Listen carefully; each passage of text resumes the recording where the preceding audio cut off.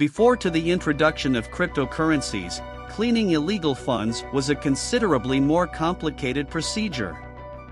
In recent years, crypto money laundering has made it simpler. Money laundering is the illicit conversion of criminal revenues into legitimate funds. Historically, this was accomplished by passing unlawfully obtained funds via legitimate enterprises. The goal is to escape detection by disguising illegal cash as legitimate earnings. Criminals, on the other hand, are increasingly resorting to cryptocurrency. Cryptocurrencies have two qualities that make them very appealing to criminal groups.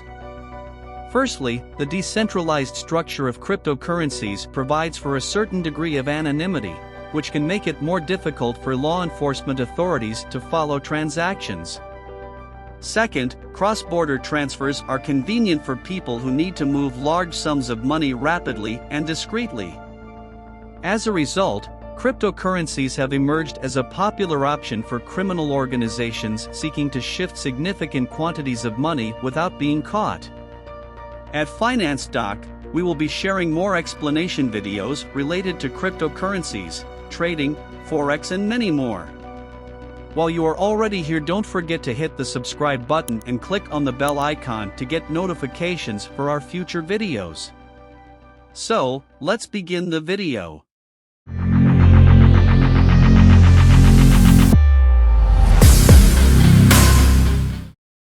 2022 was a record year for crypto money laundering.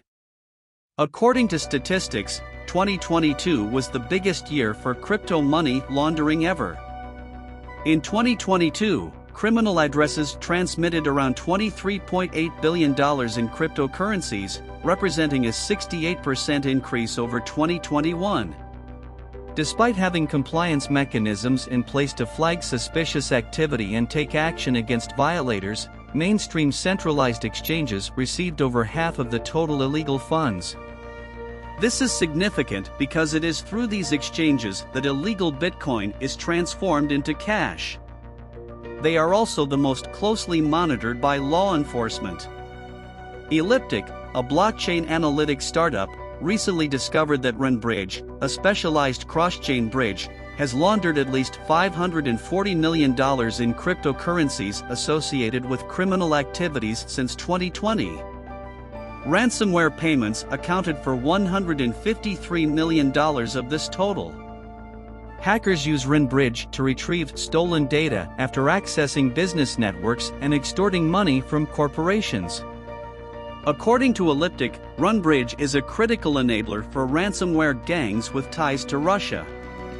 Since the mid-2010s, cryptocurrency has been a popular means for criminal groups to launder money, according to Martin Cheek, Managing Director of SmartSearch, which provides anti-money laundering (AML) and Know Your Customer (KYC) services. As cryptocurrencies grew in popularity and value, criminals were given a completely uncontrolled tool to launder money and mask illegal activity, he claims. As regulators have increased their monitoring of cryptocurrencies, their use for money laundering has grown increasingly challenging. Yet, criminals continue to develop new ways to exploit cryptocurrency for money laundering. As a result, detecting and preventing money laundering in the crypto realm remains a problem for law enforcement and financial authorities. 85% of crypto firms failed UK FCA standards. Earlier this year, the UK's Financial Conduct Authority, FCA, rejected 85% of all crypto businesses that applied for registration. Several of their criteria have to do with anti-money laundering and anti-terrorism regulations. These are the same laws that apply to the old financial system. Cheek feels that in most situations, this is due to a lack of competence and internal processes. The registration procedure is not impossible. The Financial Conduct Authority does offer feedback and clear expectations. The FCA stated last month that 41 of the 300 applications submitted had been accepted by the regulator. there is an opportunity to reapply, so it is critical for firms to achieve the required level and then evolve in accordance with the most recent FCA guidelines and regulations to avoid exposing their businesses to the fraud, financial crimes, and Ponzi schemes that have made the market a laughingstock. In a few cases, the financial regulator uncovered suspected financial crimes or direct ties to organized crime. Suspected cases were reported to law enforcement agencies. Decentralized exchanges that provide more anonymity are increasingly being utilized to clean dirty money. Sheikh feels that smaller exchanges aren't doing nearly enough to prevent money laundering on the scale that is needed. By embracing cutting-edge electronic verification (EV), a tiny crypto exchange may confirm the identity of a user, preserve funds, and impose responsibility. Requesting an ID document, for example, is no longer adequate. They not only fail to fulfill Know Your Customer (KYC) and anti-money laundering (AML) rules, but they also leave the door open for identity theft. Law enforcement are closing in. The National Crime Agency is one of the law enforcement authorities concentrating on crypto money laundering. They are frequently regarded as the British equivalent of the FBI. It employs superior crypto expertise and blockchain analysis technologies, together with its worldwide peers, to detect illicit behavior. It was founded in 2013 with the mission of combating severe and organized crime in the UK and beyond international boundaries. It recently announced the formation of a new specialized team headquartered with the National Cyber Crime Unit to deal with money laundering.